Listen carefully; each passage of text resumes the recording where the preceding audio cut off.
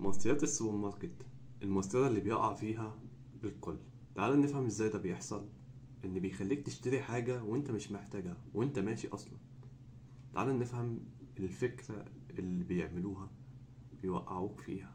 ليه اول ما تدخل المخبز بتشم ريحة المخبوزات والجوع؟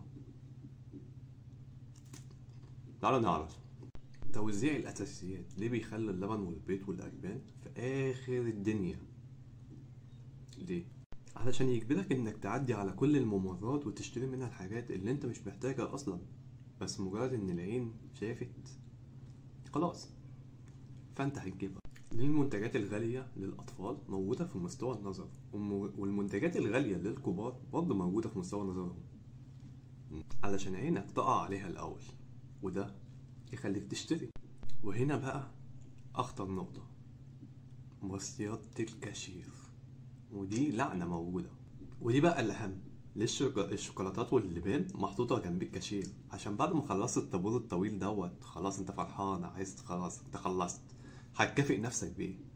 ما انت زهقان قاعد في الطابور بقالك ساعتين.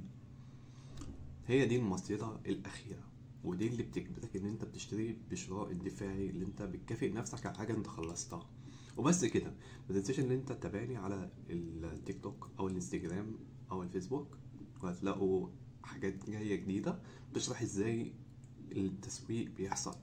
وبس كده، عشان ما تقعش في الفخ دوت اعمل لي فولو وخد لك قهوة، خد لك فكرة.